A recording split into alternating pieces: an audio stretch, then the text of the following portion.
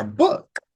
Now, the book for this week is called The Pockets by an author named J.B. Springs. And it was this particular book is not really in the Blaxploitation era. It came out in 1985, which is well beyond the Blaxploitation time. But when you look at this cover, man, when I look at this cover, I was like, this cover truly represents Blaxploitation. So I had to include this in the reading. So that was the book I read for this weekend. What it's basically about is the short story of it. It's a stick-up man's exploits from New York to Florida to Chicago to San Antonio, Mexico, and in between. And it just kind of talks about this guy named Chill, a stick-up man named Chill, and his exploits the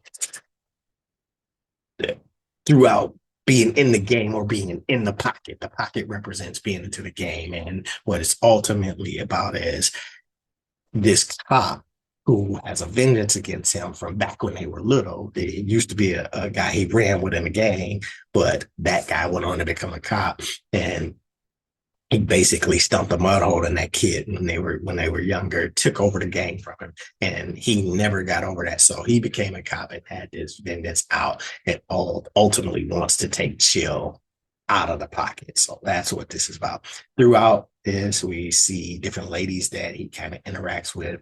His main man goes to prison, and so this one is a pretty good read. The only thing about this is it was, I'd say probably maybe 25, 50 pages too long. I think for me personally, at least, I would have, there was some fluff in there, some extra stuff in there they could have left out. But overall, it's a good read. And, I try to make some connections sometimes. So since Uptown Saturday Night was about a stick up at a gambling joint, this one was about a stick up man. So I tried to make a little bit of a connection. The nice thing about it is there is some dialogue in here that is definitely, representative of Blaxploitation. It makes you say, oh, that's hilarious. So here's, I'm gonna just read this passage real quick. This was one that caught my attention in terms of saying, oh yeah, that's gangster, that's Blaxploitation. So what happened is